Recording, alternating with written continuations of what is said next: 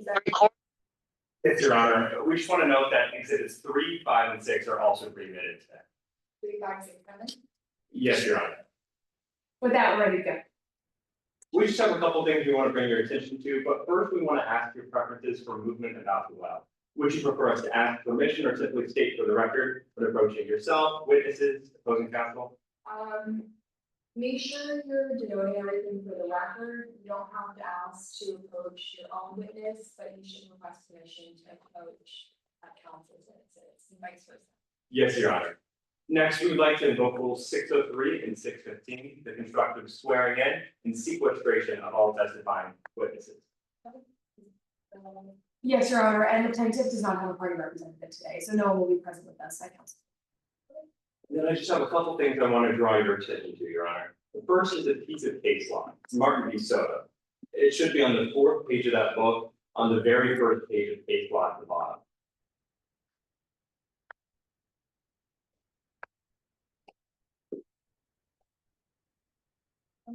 This just outlines an affirmative defense that we've taken on today, saying that Teddy Mothersbaugh was stepping in defense of another. That will be our contention in today's case, Your Honor. Next, I would like to turn your attention to the stipulation tab. Should be just 2 pages later. I want to bring you to the stipulation date. Let me know when you're there. Okay. Both parties today have agreed to not make a few objections on 2 testifying witnesses. That's going to be Ali Uchida and Gene Malone. We're not going to be objecting to any 401 or 403 issues throughout today's case. And then I just have one last thing, Your Honor, and then we're all good to go. I want to bring your attention to pre-trial order 4. It should be just 2 pages after that.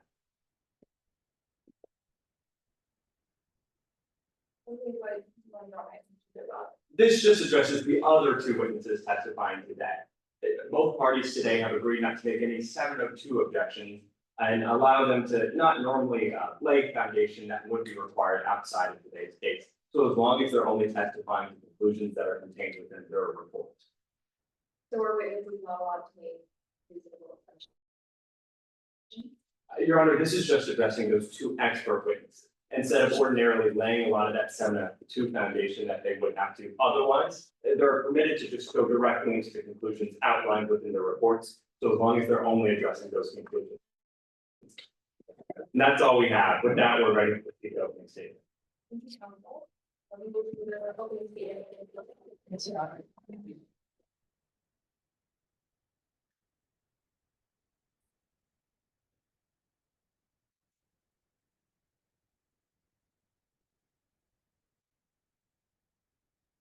May I proceed? It wasn't righteous. It was a rampant. Gene Maloney walks into a hospital room on the late night of July 20th. In front of her lies her older brother in a hospital bed. His arms are encased in casts. From his head down to his torso, he's covered in bruises. There's a tube down his throat. The person that had protected Jeannie her entire life was now powerless, unconscious, in a coma. That's because that night, July 20th, AJ Maloney was attacked. You see, Mr. Maloney was a bouncer at a local bar, Hellfire Lounge. And that night, he was attacked by a masked vigilante called the Serpent. Someone who claims to fight for justice, but there was nothing just about what happened that night. Because as Mr. Maloney was doing his job, the Serpent struck, beating him within an inch of his life. Who was behind that mask? Who was behind that rampage? The defendant, Teddy Mothersbaugh. That's why today we brought a claim of civil battery against the defendant. Now, as the plaintiff, we have what's called the preponderance, the burden of proof. What that means is that we have to prove to you by a preponderance of the evidence, more likely than not, that Teddy Mothersbaugh is liable for the battery against AJ Malone. Now, what does that mean? It means we have to prove three things. One, that there was an act by the defendant. Two, that the defendant intended to harm AJ Maloney. And three, that AJ Maloney was harmed. And in order to show that, we're gonna call two witnesses to the stand. First, you're gonna hear from Jean Malone, AJ's sister. She's gonna tell you how on July 20th, her brother was attacked, beaten so viciously that he fell into a coma where he remains today. And she's gonna tell you who did it, the servant, and how she found out the identity of that mass vigilante, and how that person was the defendant. Then you're gonna hear from AJ Maloney's physician, Dr. Calvin Meyer. He's gonna come to the stand and he's gonna tell you about the injuries that AJ sustained. Bruises, broken bones, internal bleeding. And then he's gonna tell you that this wasn't some act of defense. This wasn't to protect someone, this wasn't a righteous act. This was a rampant and offensive attack on AJ Malone. Now, I imagine the defense is gonna get up here and tell you that the serpent was trying to protect him. But members of the jury, I want you to keep in mind the severity of these injuries. Because the witness they're gonna call to tell you that, she's gonna take a stand right in a few hours. But the person that the defendant attacked, he can't. Because he's in a coma. Because this wasn't righteous, it was a rank. Thank you.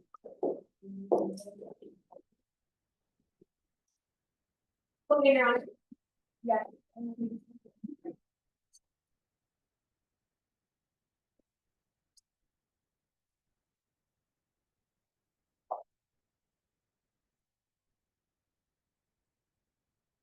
The defendant didn't start that. He tried to stop. On the night of July 20th, an employee at a local nightclub was injured. It's true what Ms. Carroll told you. But you learn that what happened to AJ Maloney that night at the Hellfire Lounge wasn't an attack. It wasn't a rampage. It was an attempt to protect a loved one within inches of losing. You see, a year ago today, a young journalist named Ali Uchida arrived at the Hellfire Lounge with her fiancé Teddy Mothersbaugh to investigate the crime.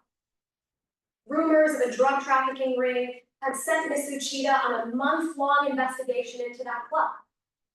And that month, she decided to visit, hoping to get more information. But when she walked in through those nightclub doors, she had no idea how that woman was going to be. She had no idea that her life would be in danger. She had no idea. She would barely make it out of those days. Because while she's inside that nightclub investigating, she gets caught by AJ Malone. AJ chases her into the alleyway of that nightclub, shoves her up against a wall, and beats her. When her fiancé sees what's happened, he does what any fiancé would do. He tries to stop the fight. And he rescues her. And members of the jury, we agree with Ms. Carroll on this. We agree that Teddy Mothersbaugh caused AJ Malone's injuries. And we agree that the law protects those who get injured in fights. But the law also protects people who act in defense of others. That's why we're bringing something called an affirmative defense. All that means is that we have a burden to prove to you more likely than not three things. And Ali Uchida was under imminent danger when she was at that night.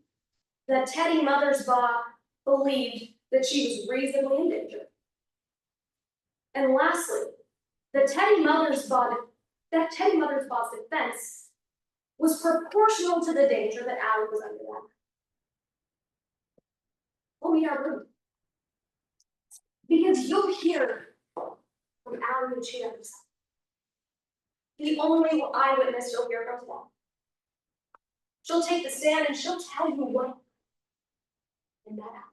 How she was brutally beat, kicked while she was on the ground over and over and over again by AJ Malone. You'll hear that by the time Teddy Mothersbaugh arrived, she was already getting beat. And how Teddy Mothersbaugh rescued her. But you won't just have to take this Uchida word. Because you'll hear from a forensic scientist. An expert will take the stand and tell you that the forensic evidence found at the scene of the crime supports everything that Ms. Uchida is telling. You'll learn how the evidence suggests that anyway, well, he was the primary aggressor. And he didn't start. Then he just tried to stop. To the jury, and Mothersbaugh isn't the violent, rampaging vision that Ms. Carroll wants you to be. It's just a fiance wanted to save his loved ones. The defendant didn't stop. He tried to save. That's why at the end of this trial, we'll ask that you find Teddy Mothersbaugh not guilty. Thank you.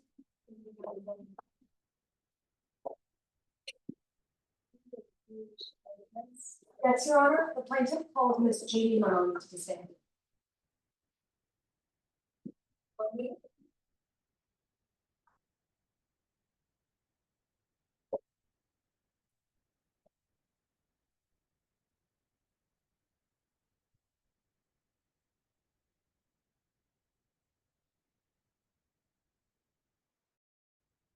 Commissioner, proceed, Your Honor. Good morning. Could you please introduce yourself to the court? Sure. Hi, I'm Jeannie Maloney. Now, can you tell the members of the jury a bit about yourself? Yeah, I'm 17. I'll be a senior in high school in the fall. I just started new school. I move around a lot, so I'm starting there. Jeannie, what's your favorite subject in school? English, I think. I'm an AP lit this year, like one. We just started catching his eye. Pretty good. Who do you live with? Dr. Ethan and Judy. Like I said, I move around a lot, so it's kind of unusual. They're nice, so I like them. How long have you been in foster care? About a year since last year. Who did you live with before that? My big brother, AJ. Where is AJ now?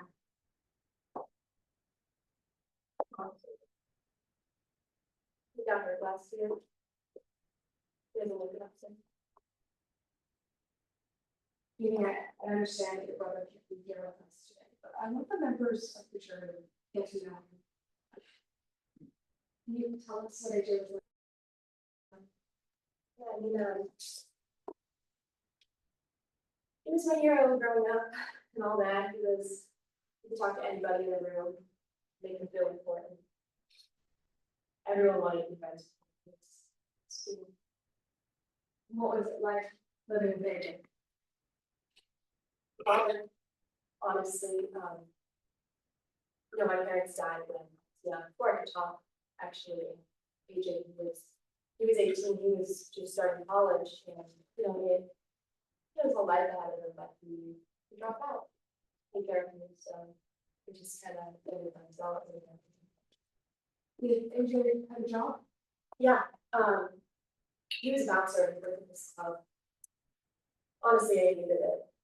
You know, he worked all the time, and he would get home at 4 a.m. really late. And wanted to be a cooker, he wanted to be on Broadway. But he couldn't do that. Because he had me in this job that he said he was, so he did that. Miss, did you know where AJ worked? Yeah, the Hellfire Club. I was allowed to go with that, but we talked about it sometimes. Reggie, I want to ask you a few questions about someone called the Servant. Miss, do you know who that is? Yeah, the Servant is like a local vigilante, I guess. When they first started 2 years ago, I thought it was cool. They were like stopping the police, you know, the kids, stopping out. It was great. Well, I liked it. Have you ever seen the Serpent out on the street? Yeah, once last year, that ended up actually, that ended in. When was that? A year ago, maybe, it was the 4th of July, so, yeah. Now, do you have to defend it in those states? Yeah. I would tell you, came to my house when with his girlfriend, and just came and asked me some questions about AJ. And about Hellfire, it's weird, shut the door. All right, Jeannie, I want to move forward. Let's see about July. Where were you heading? Work, I had a similar job last year. I was at work and everything. How did work go? Everywhere. Yeah, I was there, closing, private 50 to 11. Around 9:45, I was called. And at work, I'm not supposed to get my phone and boss restrict that. But so I picked up things and just co-worker. He said I had to get down to the club. This agent did. What did you do? I went to the club and work. When I got there though, they said that AJ had been taken to the hospital and his co-worker offered to drag me, so I let it in. And so you got to the hospital, what did you see? I walked in the room and looked where he was. He wasn't moving.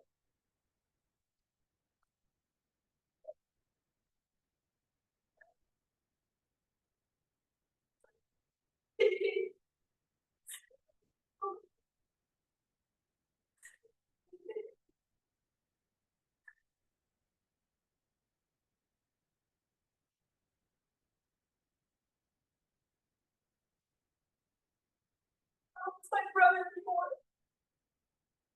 His eyes were so swollen.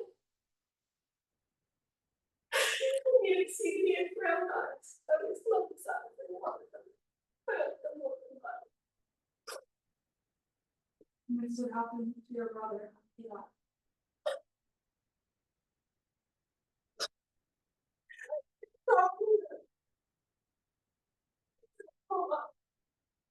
He hasn't woken up since then. It's been a year. A year exactly 365 days. And I haven't spoken with him. Gina, I just have a few more questions. Did you see the defendant that night in the hospital? Yeah, I did. I saw him. He was in the waiting room when I came out. What did he look like? He was beaten up. He had some scratches. Did he say anything to you? Told me he was sorry. But he was sorry. about what happened at Hellfire and to AJ. I'm gonna tell you, is there anything about Hellfire or agent? No. I hadn't said anything about that. Julie, have you seen your brother since that first night in the hospital? Every day. I go every day. After school, for dinner, just whenever it's here. I go there. I talk to him. And I tell him about my day.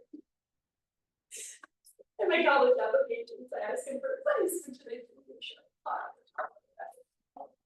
And sometimes when I talk to him, I think I can see the violence, but maybe you can hear it.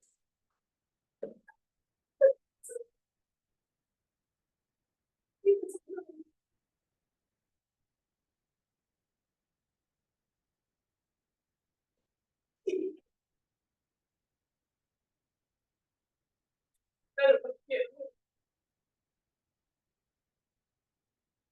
Thank you, Julie. Nothing further, you are.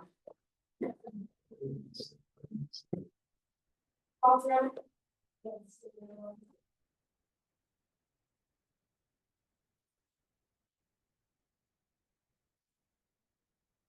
Yeah, it's got a few questions for you, if that's all right. I want to start with the person behind this whole trial, you were talking about him a little bit earlier, right? Yeah.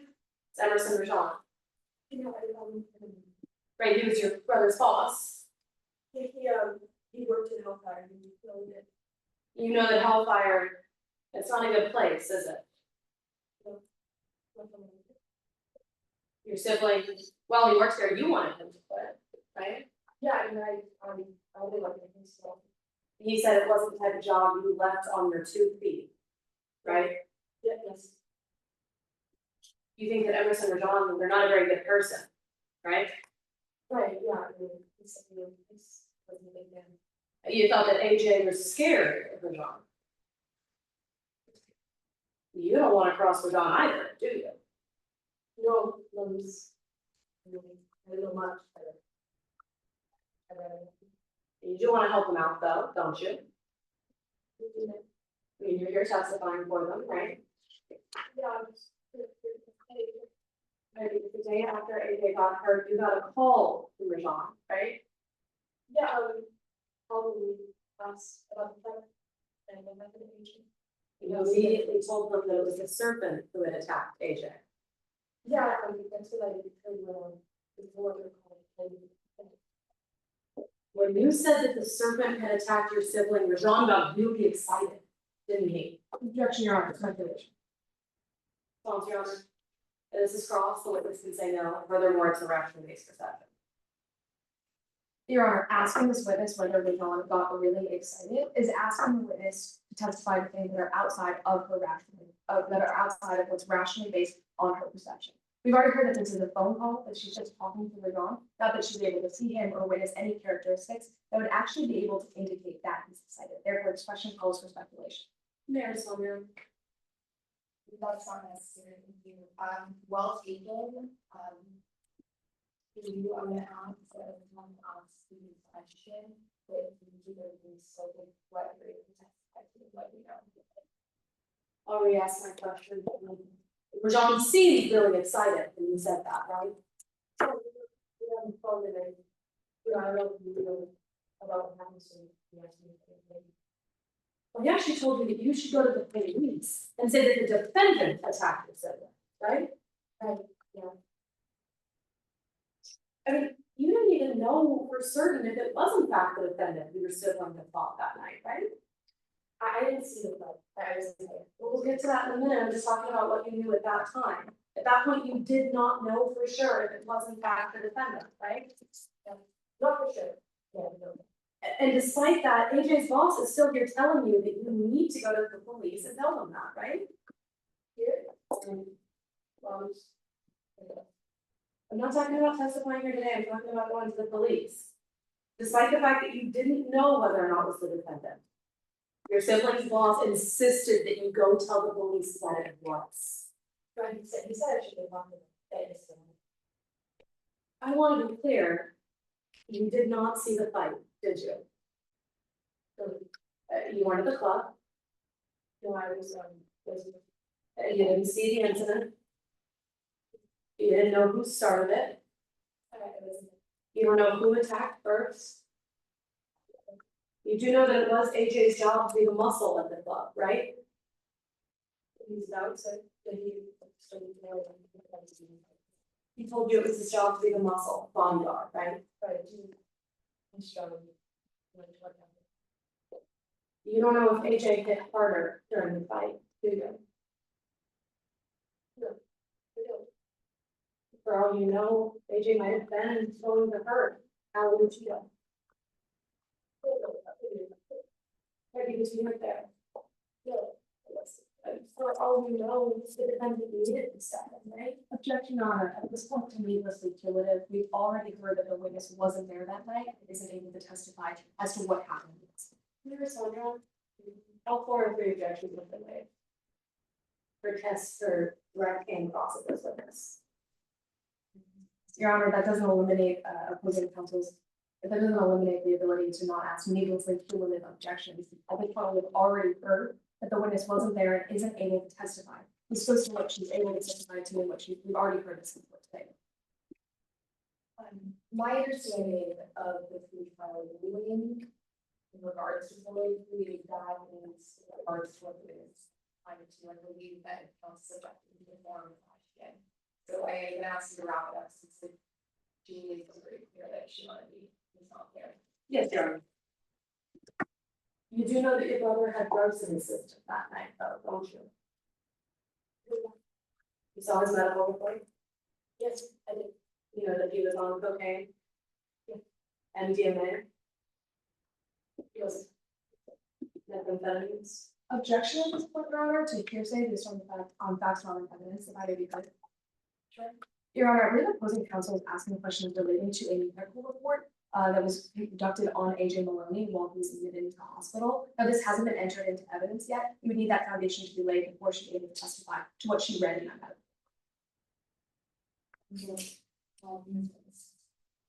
This goes to her credibility, Your Honor. The fact that she knows that, but she's still up here talking about her brother and the fact that he was there. Response, Your Honor? In a moment, what's your response to my theory? You're not saying that there is an issue of credibility, but how do you overcome this issue? Your Honor, the facts of what was found in AJ Maloney's system actually aren't disputed. I understand that we haven't actually admitted the technical medical record at this point in the trial yet. We've actually already waived all objections. I'd be happy to enter it now, but for the sake of time, I'd say that it's not necessary. All of the facts in here are not disputed. Is it true that we waived all objections to the document?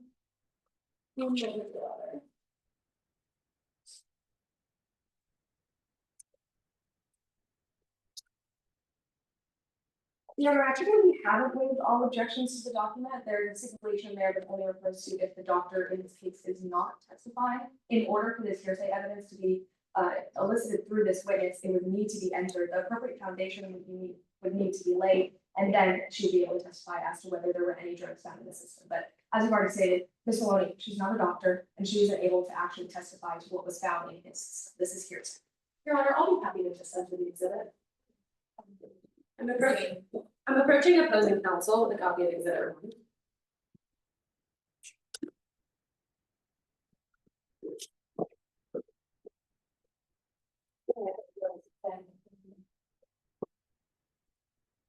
You need to explore, right?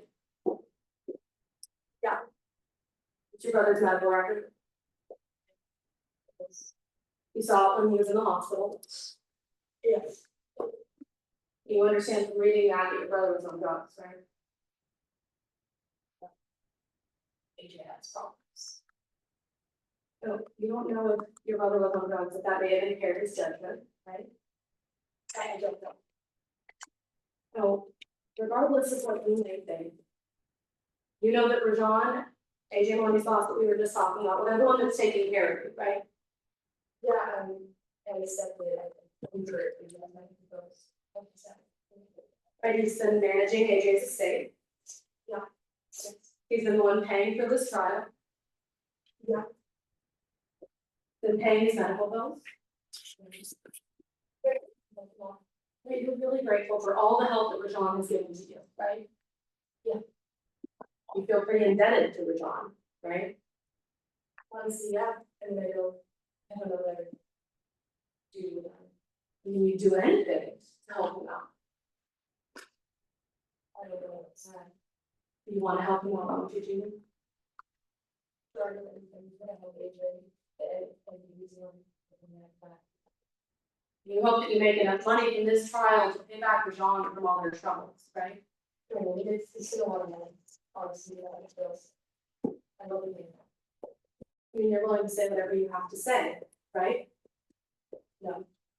I'm willing to do whatever I have to do to tell the truth. I have to do this again. A million times it would. You need to be clear, you're willing to say whatever you have to say so that people know the story, right? So people know the truth about what happened, about the survey. You're an aspiring actor, aren't you? Yeah. Take advanced acting classes? Yeah, John's been paying for those too, by the way, right? yeah, yes. Jamie, you hope that this trial ruins the defendant's life. Right, I mean.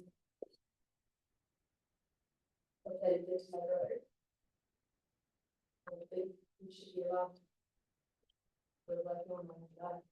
Right, you hope that your testimony specifically helps ruin his life. Right, I mean, if I can tell people what happened, to my mother. That's it.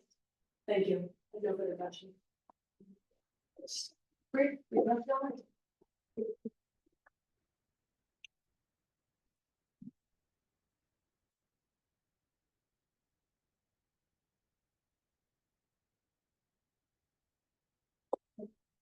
I just want to clarify, because you were asked about the cross-examination. Norm, are you really out of Emerson for John? No, I mean, he asked me to test, he was the one who asked me about what happened. I love your. Your agent. There, it's what Mr. John's done, they're doing, and be there, and what you're telling us you're thinking for. You could have seen what AJ looked like. You do the same thing. Thank you. No, we tossed around, let me just.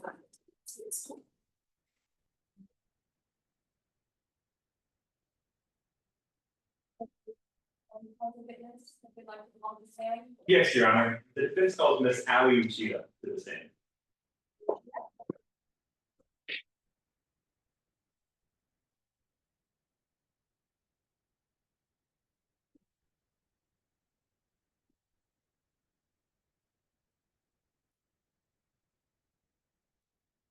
Good morning.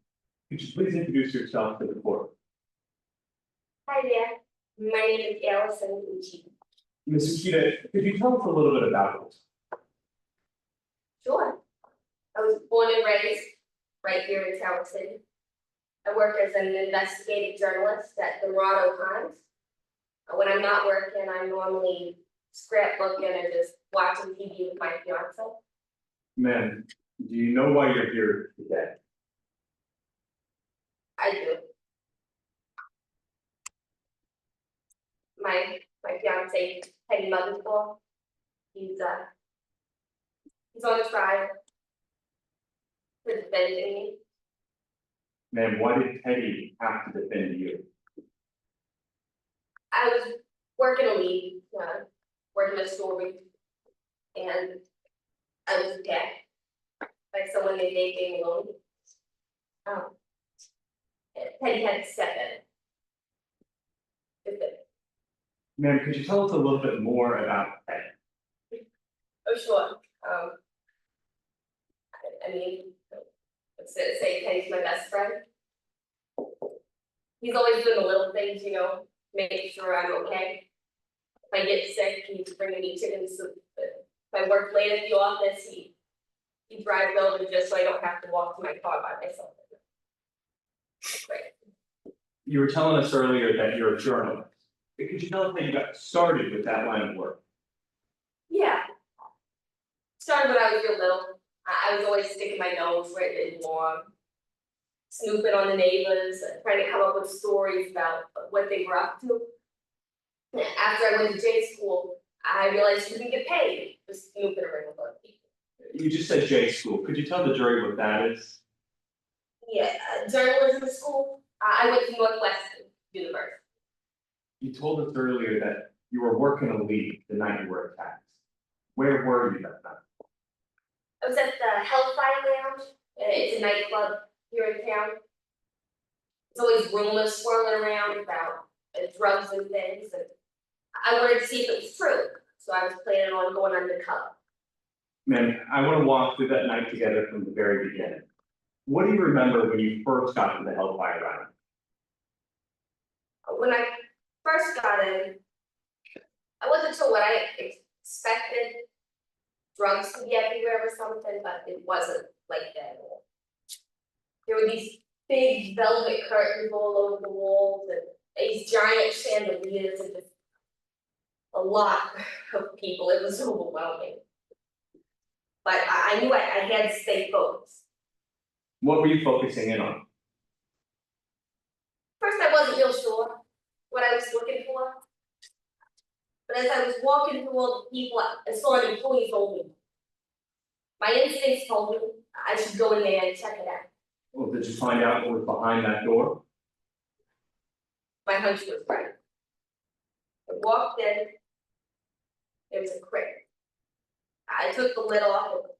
It was just full of these little baggies of white powdered drugs. I knew Objection, Your I Honor, lack of foundation. Response, Your Honor? She's just testifying to her rationally based perception. That's not actually our contention. I mean, we need to prove this is drugs. This is for her subsequent action of what happened next after she found the bag out.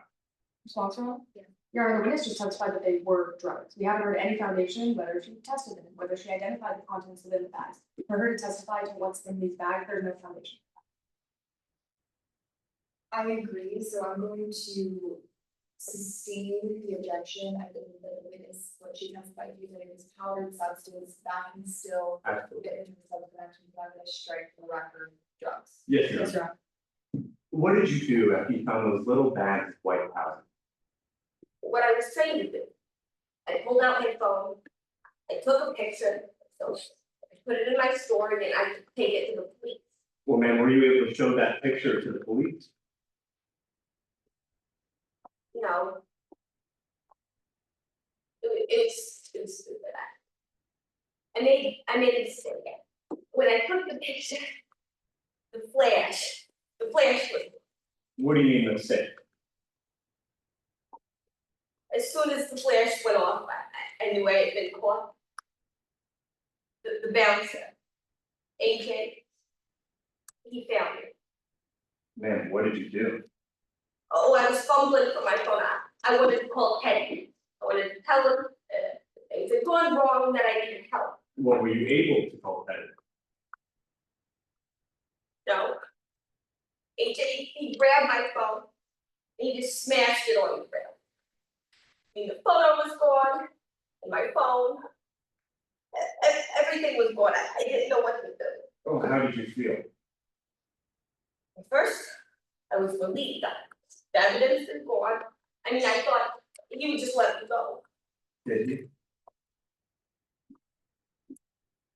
No, he tackled me. I hit the asphalt and I heard my teeth crack. In my vision, it just all went white. Ma'am, what did you do?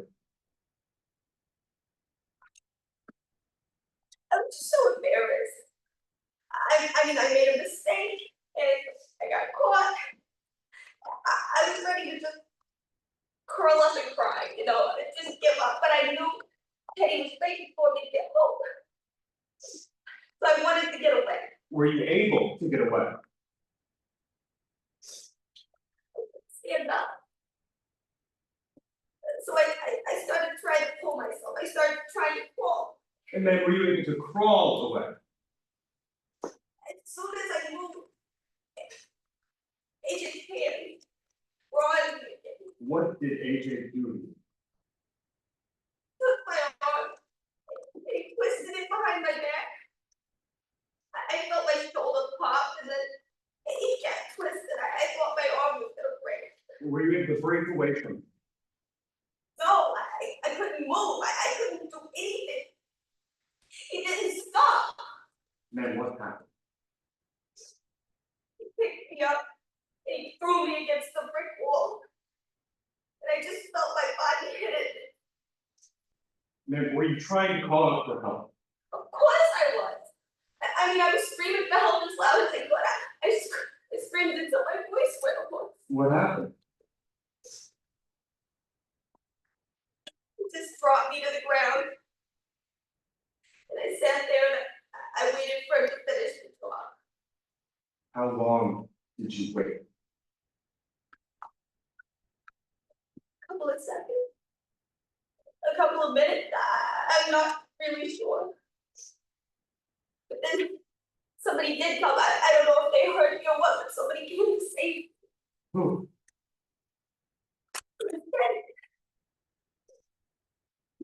I mean, right when I needed him, he was there. What did Teddy do? I was on the ground and I felt him pull AJ away. But then I only got to be relieved for a second because then AJ turned to Teddy and he tried to hit me. Man, did Teddy fight back? He had to. Why? I mean, AJ was looking at him and he was hitting him, he was punching him. Teddy, he's a tough guy. I mean, there's only so much you can take. What happened to Teddy? The last thing I remember was Teddy hitting the ground next to me. I thought it was all over. We were both done. I tried to reach my arm out for it, but everything just went black. When did you wake up? I woke up in the hospital. Teddy was right there. And he was holding my hand. You know, I tried to reach for him, but like always, he was the one to take care of it. I was in the hospital 3 days. And Teddy was right there with me. Nothing further. Yeah. Cross-examination? Yes, Your Honor.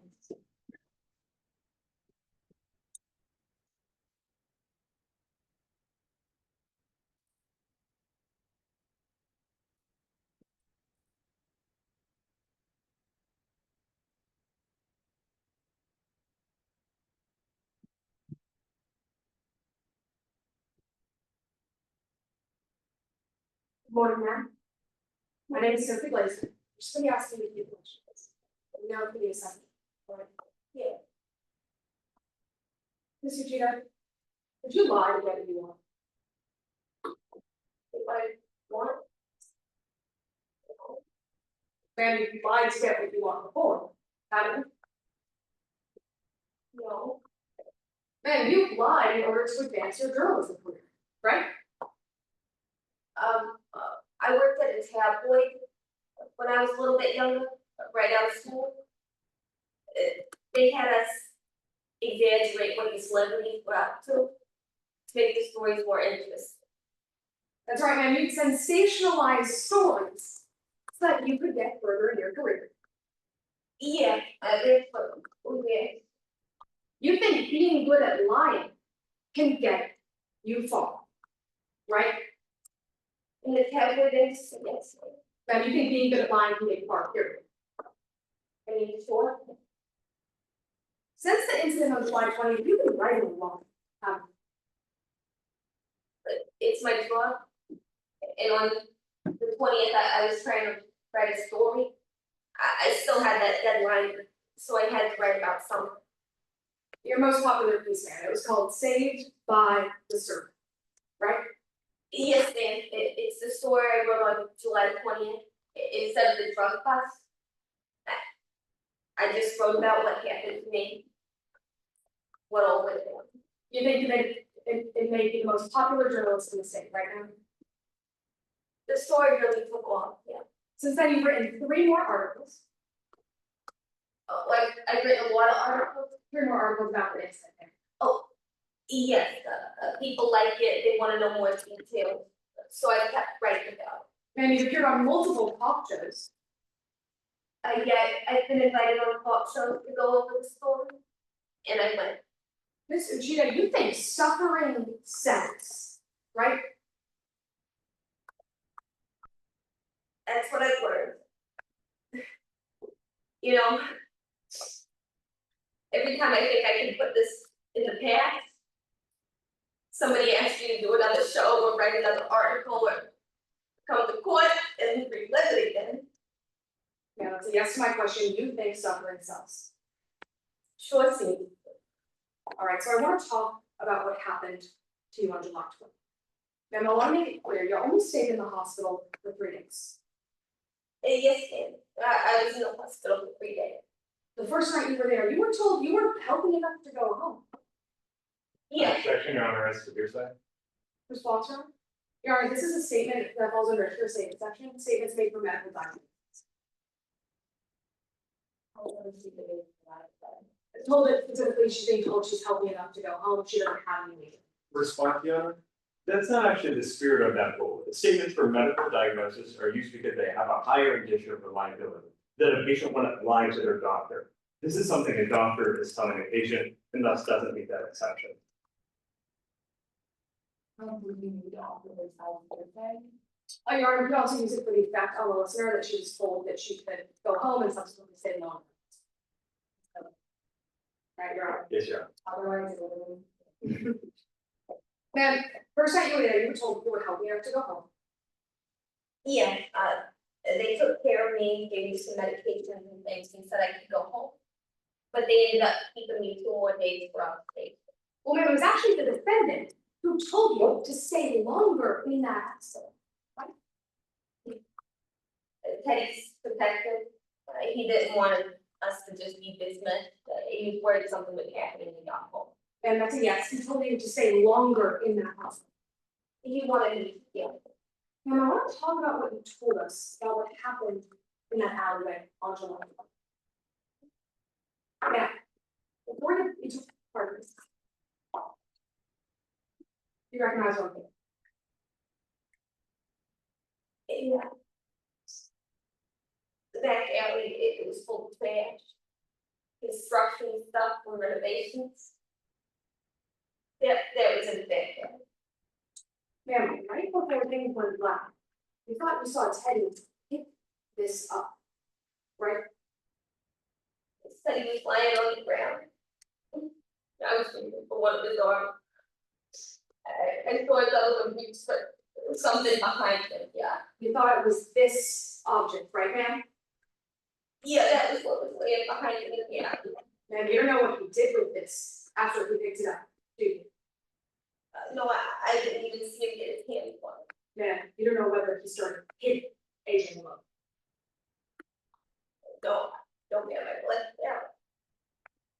All right, so let's talk about why you might be telling the story today. Ms. Uchida, I want to be clear, you're in a relationship with the defendant, right? Yes, sir. We were engaged. You've been dating for about a year and a half for that, right, ma'am?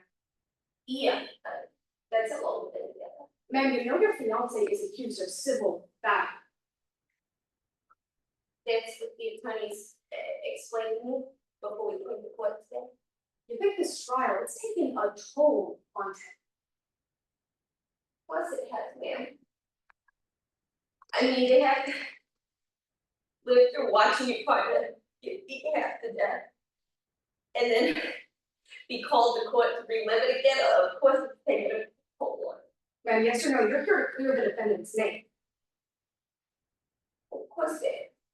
I mean, in that alley, it was just me, AJ, and Teddy. I was the only person who can come here and tell you what happened. Ma'am, you're here testifying voluntarily. Yeah, of course. You want the members of the jury to think that Teddy did nothing wrong. Yeah. That's what I saw happen. You want the members of the jury to think that Teddy was defending. Because it was. Because if he hadn't showed up, I don't know what would have happened. And you think that if the jury believes he wasn't defending you, he could be found liable for civil liability. That's what the attorney said, if he's found liable, that he's found, with a civil ban, yeah. And if you can't sell your suffering here today in court, your fiance could lose everything. I don't know what you mean by that. All I'm doing is asking the questions, answering the questions that the attorney's asking. All right, ma'am, I want to talk about whether that attack on July 20th. It was Teddy who gave the lead to investigate the Hellfire Mountain in the first place, wasn't it? Yeah, I was looking for something to write about. Hellfire, there always been rumors going around that Teddy heard something about a drug drop or. Ma'am, Teddy spent most of his time researching AJ Maloney, yes or no? As part of the investigation, yeah. You heard Teddy. I'm sorry, say- Your Honor, that's time. Your Honor, permission to finish my last question. Sure. The defendant counsel is saying. Yes, Your Honor.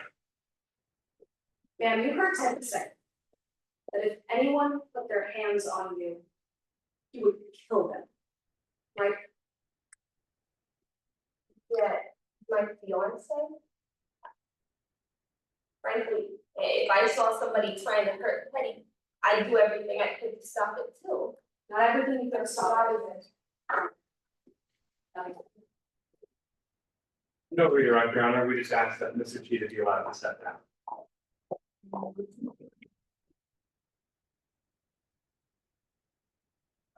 We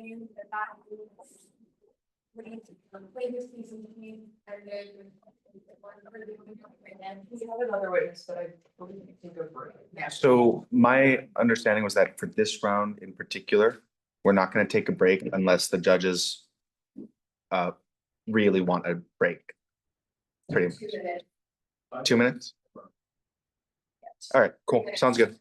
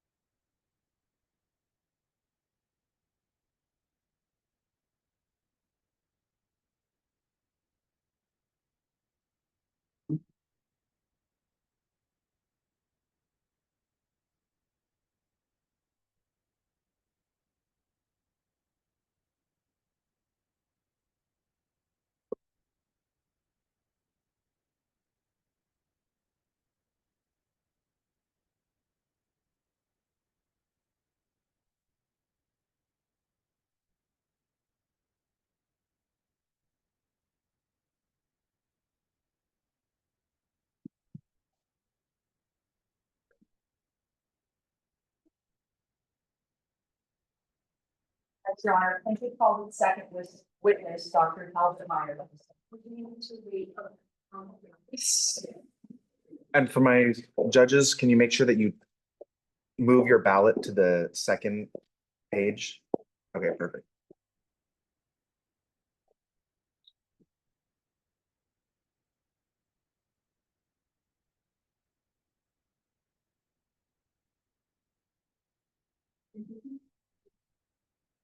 Good morning. Good morning. Can you please introduce yourself to the court? Of course, I am Talbot Meyer. Mr. Meyer, what do you do for them?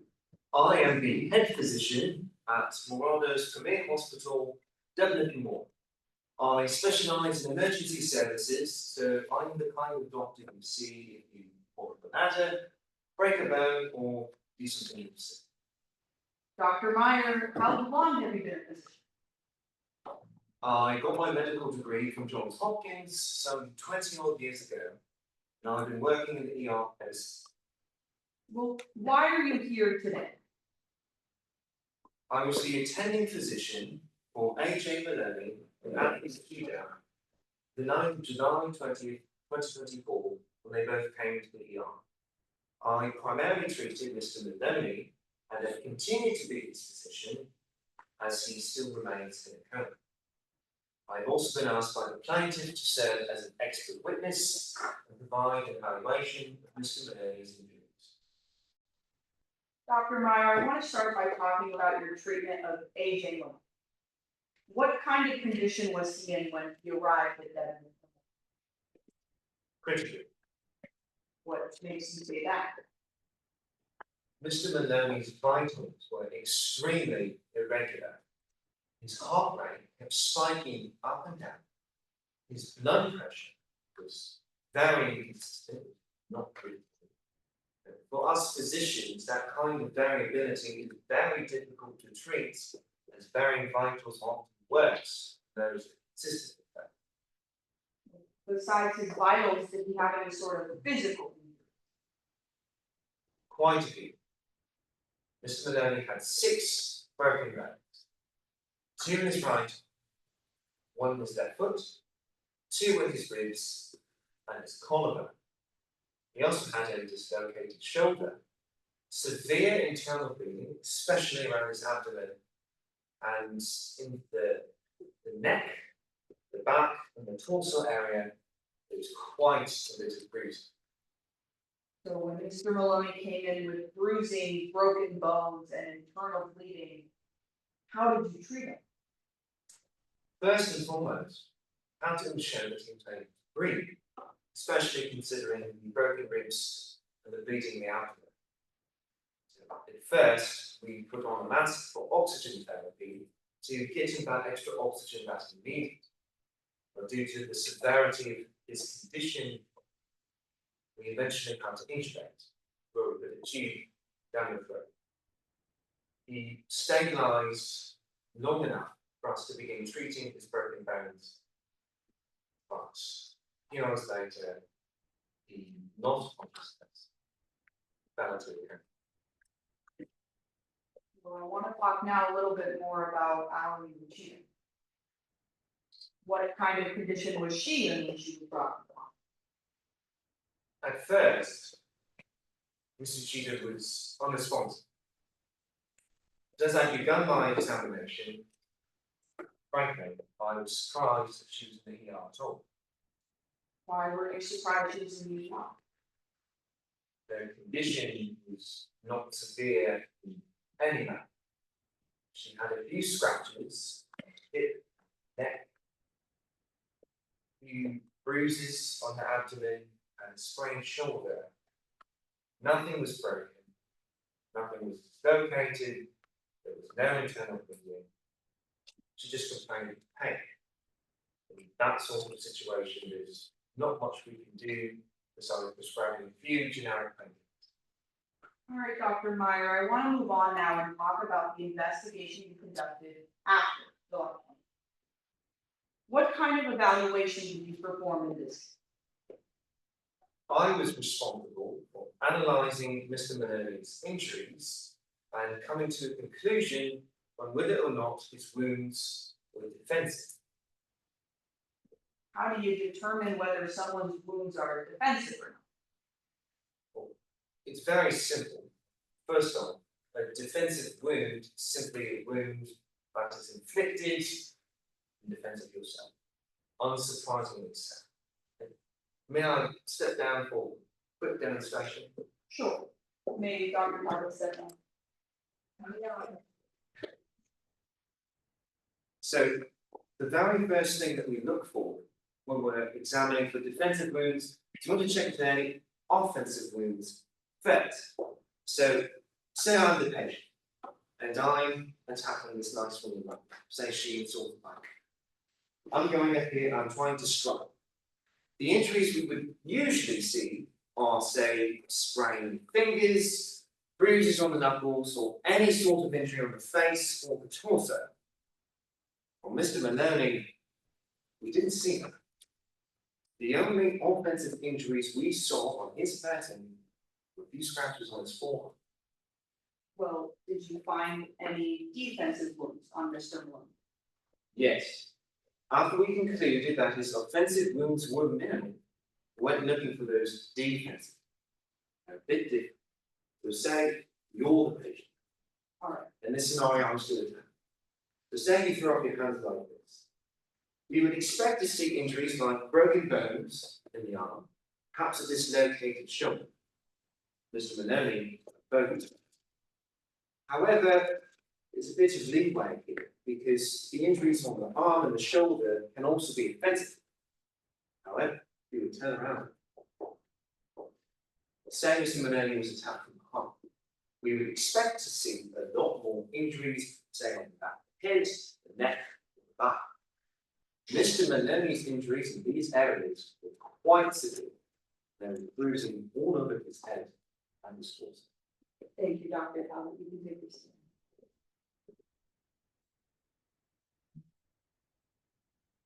So, did you find evidence then that Mr. Maloney had defensive wounds? Yes, based on my analysis of his injury and his state once he came to the ER, I was able to conclude that Mr. Maloney's injuries were sustained in defense of his person. Thank you, Dr. Meyer. No further questions now.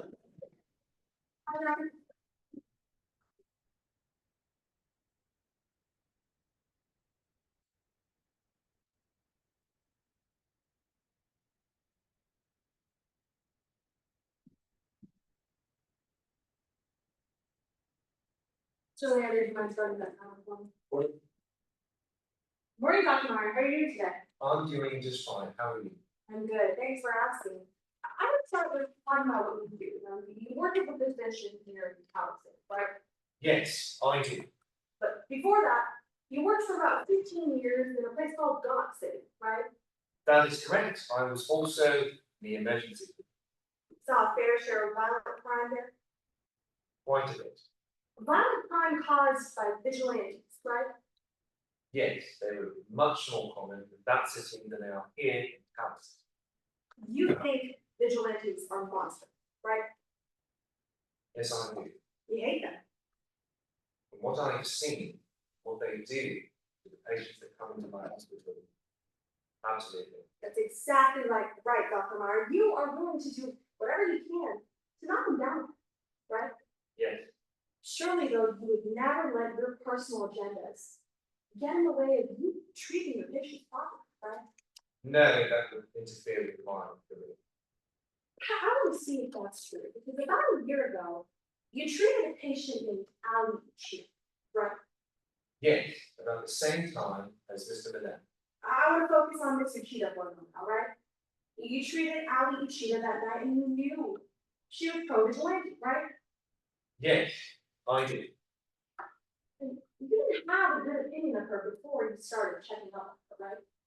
No, I've seen her journal articles and I did not quite agree with the things that she wrote about. Well, I want to talk about what you discovered. You recognize an intake report that you wrote about Mr. Cheetah's treatment, right? I would hope so. If you turn to exhibit 2 in that binder right there. In a few moments, No worries, Dr. Meyer. believe I'm here. that's a copy of the report that you wrote on Mr. Chica's treatment? It appears to be so. The true and correct copy? Yes. Your Honor, we move exhibit 2 into evidence. No objections, Your Honor. Now, let's talk about what we look at. You say that you found contusions on the cheek and abdomen, Yes, some minor abrasions, that is correct. that you said her shoulder wasn't dislocated. It was not. You said she had no broken bones, No, just a little bit of head trauma, okay, right? that's right. Now that night, you spent about 6 hours examining the people who came into your hospital who were affected by that fight, right? Yes, You spent 15 hours in total conducting the analysis that you're talking about in court. I have that right? yes, you did.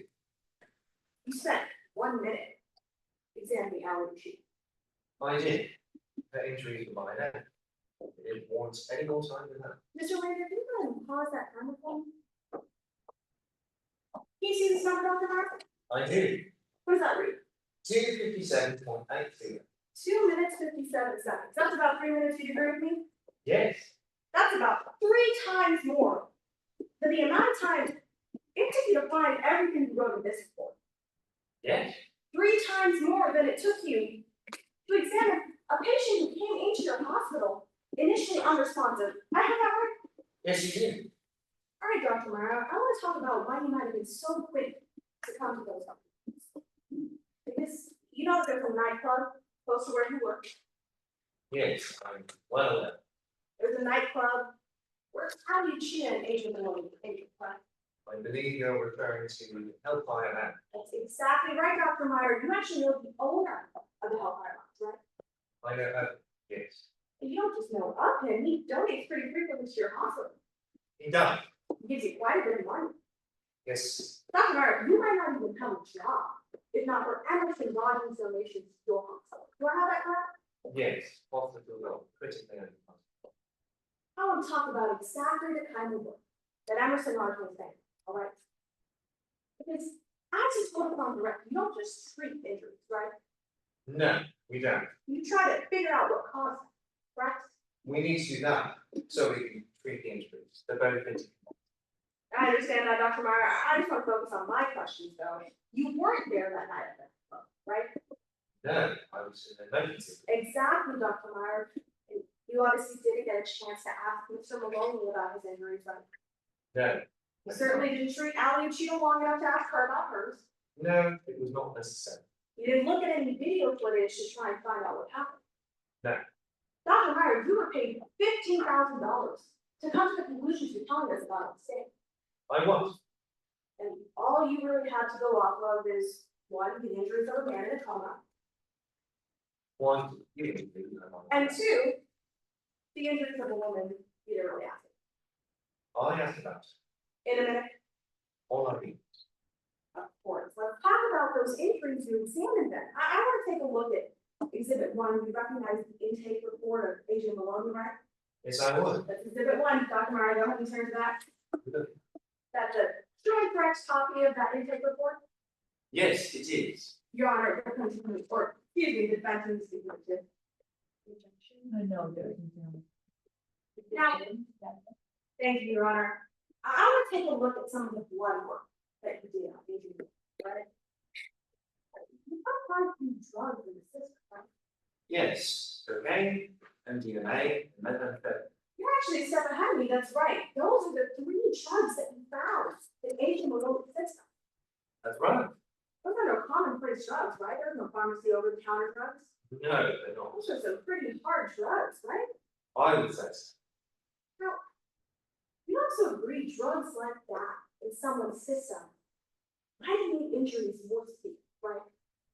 It's possible, but I must emphasize that it's not conclusive. Dr. Meyer, you're free to emphasize that on redirect. I want to focus on my questions, all right? Of course. It also might have made it harder for you to evaluate just how severe Agent Malone is, right? Yes. It also could have contributed to how quickly Mr. Malone fell in that coma, right? This is true, but again, there's no way to know for certain. It's a 50-50 shot that the coma was caused by the drugs and the injuries, right? Yeah. I could flip a coin on that. I believe he could. Thanks, Dr. Meyer. Nothing further, Your Honor. Your Honor.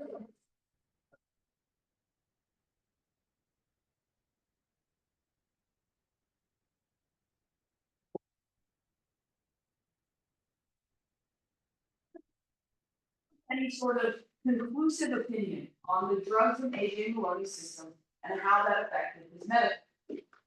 No, that is not possible. Though the presence of these substances in his bloodstream might have affected the severity of his injuries or contributed to his cancer. We have no way of knowing for certain, therefore it is not conclusive anyway. Dr. Meyer, opposing counsel spent a lot of time asking you about how long you treated Alan. Why did you only treat her for about a minute? Her injuries were quite minor. Though she was initially unresponsive, she soon came to her wits. She was clearly fine. I had many other patients I do, including Mr. Benoni, whose condition is much more. Thank you, Dr. Meyer. No further questions. May the witness be excused. Thank you. Yes, Your Honor. Defense calls Dr. Layton Will to the stand.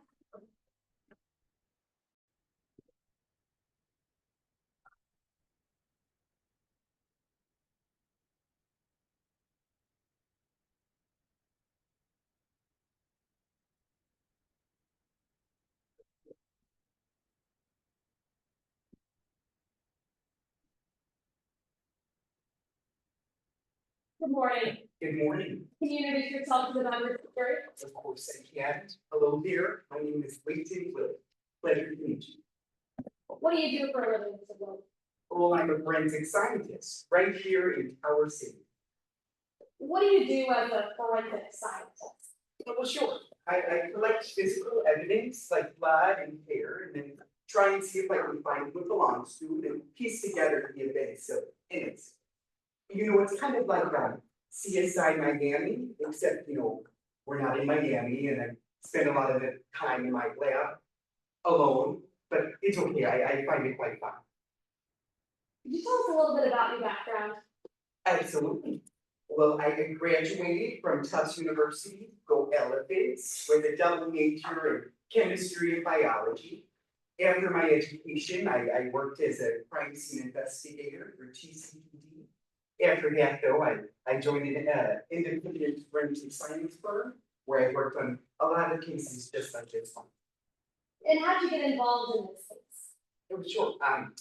Teddy Motherspot actually reached out to me to see if I could give a closer look at the evidence from the Hellfire Lounge incident on July 20th of the last year. What information did you rely on for your notes? Of course, I relied on the physical evidence from the scene, police documents, lab reports, photos. All that information was more than enough to come to conclusions about these cases. And how did you go about analyzing all this evidence? Well, I use a standard method in my field. You know, I call it the CAT method. I tell all the interns in the office that it's the perfect method to use. If they give the same response that you just did typically.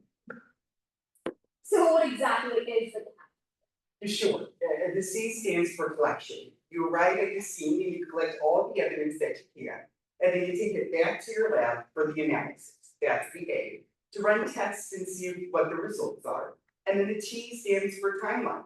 You use your experience at the scene and the results to try and piece what happened the night of the incident.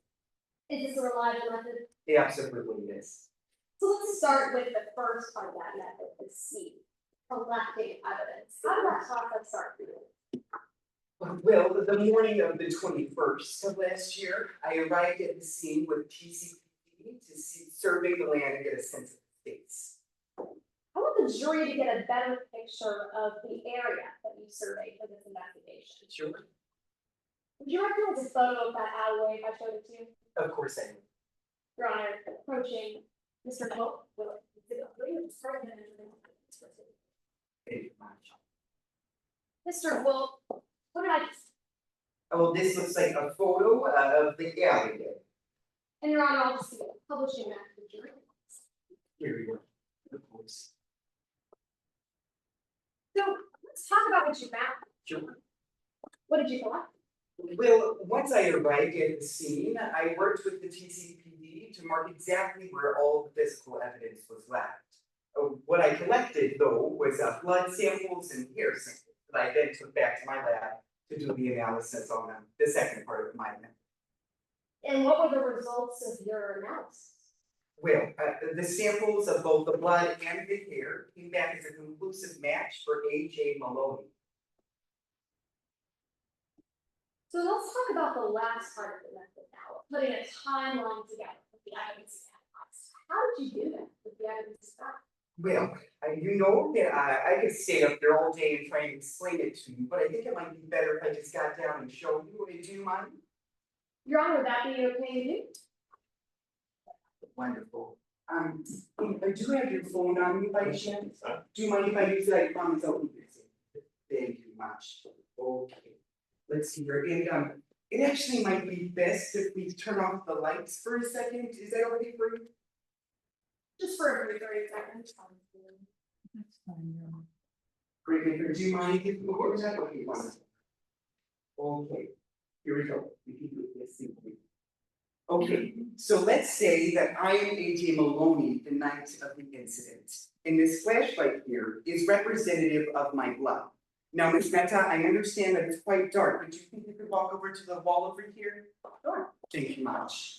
Now, if A.J. Maloney was the one that was being attacked that night, his blood would be pooled around his body, as the light is right now. Is that what you found? No, quite the contrary. What I found is that A.J. Maloney's blood was actually quite splattered around the scene, something like this. I found that it was on the concrete, some of the walls, and all around the scene, just like this light is right here. Is that all you found about A.J. Maloney's blood at the scene? It's actually not. You see, as A.J. Maloney's blood was being splattered, it actually had an interruption in the blood. Just like how you, Ms. Mehta, are causing a shadow, an interruption in this light right here. So what does this interruption in the blood mean? Well, it means that the person that was on the floor, which I found to be Ali Uchida, must have been beaten down and on the floor in order for her to leave that interruption, that gap in the blood, indicating that A.J. Maloney was the primary aggressor. We can go ahead and turn the lights on. Thank you. All right, we can go ahead and sit back down. Of course. Thank you.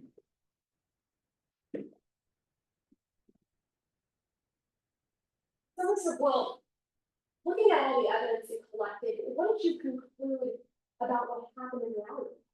Of course. Well, it was an attack on both sides. You know, A.J. Maloney was not the only person that was indicated to be in an altercation that night.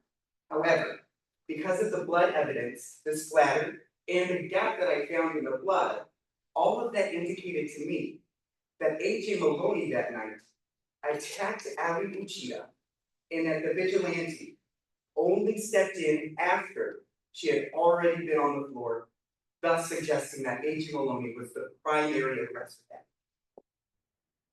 Thank you, Mr. Will. Absolutely. No further questions. Yes, you are.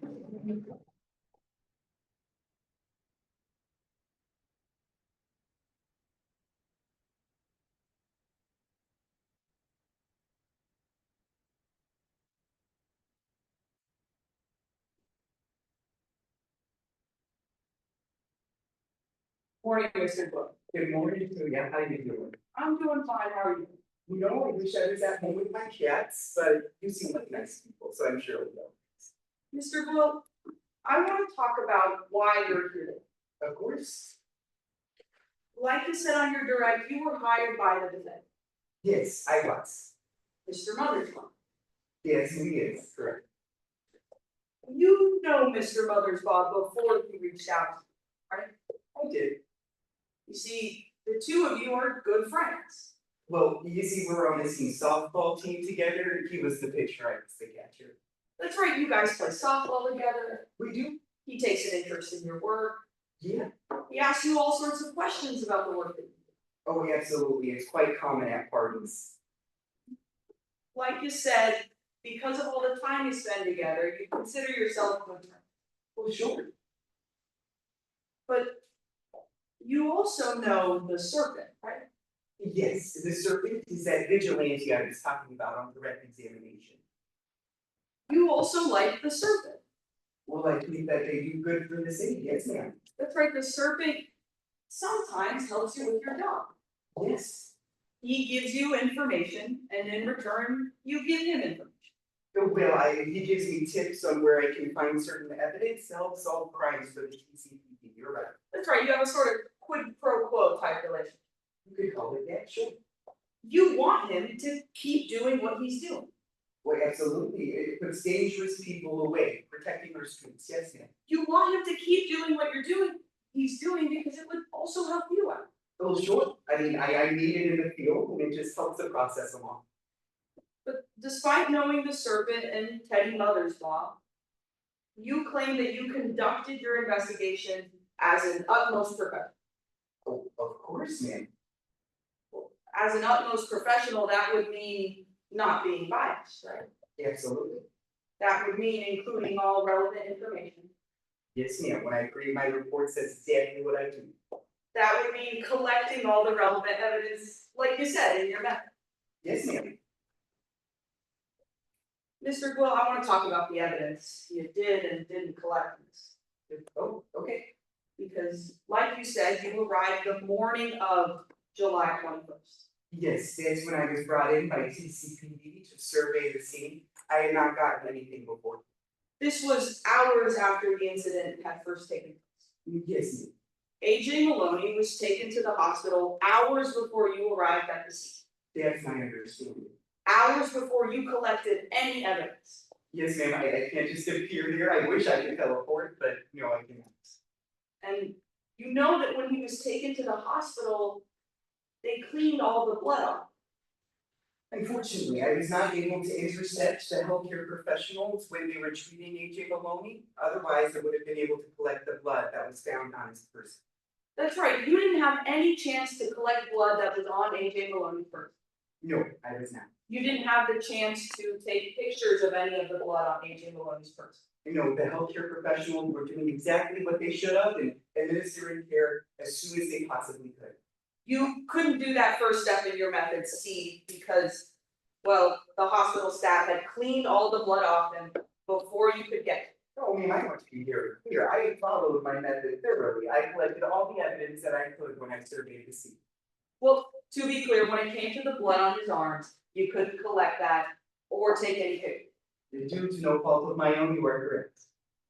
But, Mr. Quill, you conducted a blood splatter analysis, right? I did at the scene. Yeah, at the scene, most of your blood splatter was at the scene of the crime. All of the blood splatter was at the scene of the crime. Well, Mr. Quill, you also conducted blood splatter on the blood of AJ Maloney's arms, isn't that right? Yes, ma'am, and the blood that was able to be seen by the healthcare professionals, I did take a look into. Okay, Mr. Quill, let's get this clear. You were able to observe the blood on his arms, but you weren't able to because they cleaned it up. Yes, ma'am, because I was able to see AJ Maloney, but unfortunately they cleaned it before I had the chance to actually collect the physical evidence. But Mr. Quill, you just said you got to the scene hours after he left. Yes, ma'am, the scene, the hospital is a different story. Is it your testimony that you showed up to the hospital the night of his attack? No, ma'am. Okay, Mr. Quill, when on earth did you show up to the hospital to get that blood splatter then? Photos. But you just said you didn't have time to take any photos, right, Mr. Quill? Me, myself, no. Who took those photos, Mr. Quill? Well, I'm assuming the healthcare professionals or the police department, ma'am. Is it standard procedure for healthcare professionals to take forensic photos? It's standard procedure for them to take intake photos, yes, and that's my understanding, though I'm no doctor, I couldn't tell you. But Mr. Quill, that means you based your conclusions not on forensic collection, but a medical procedure. No, I would have to disagree with that. Well, Mr. Quill, like you said earlier, 5 minutes ago, you didn't have a chance to take a picture. No, not myself personally. And like you said 5 minutes ago, you couldn't observe any of the blood on Mr. Maloney. No, ma'am. But now you're saying that somehow you were able to gather pictures of Mr. Maloney to collect that. As a part of my investigation from the medical professionals, yes, ma'am, that's right. And you're saying that those medical professionals were able to take pictures, but they weren't able to collect that evidence? No, ma'am, I don't know how they would know how to collect that evidence, it takes extensive training in order to do so. All right, Mr. Gould, but that's not the only piece of evidence that was sort of amiss here, is it? No, ma'am, it is not, Because you also lost other DNA evidence in this case. unfortunately so. You just misplaced some fingerprint. The skin underneath AJ Maloney's fingers, you are correct, as a fault of my own, I take full responsibility for it. You know, I try and stay vigilant in my field, but mistakes like these do happen. Mistakes like the blood splatter and mistakes like the missing DNA, it just happened. Oh, I would disagree that the blood splatter was a mistake. I'm very confident in my conclusions in today's case regarding that. As for the skin under the fingernails, yes, I do own up to that mistake. All right, Mr. Gould, no further questions, Your Honor. No redirect, Your Honor. Mr. Wilson, down.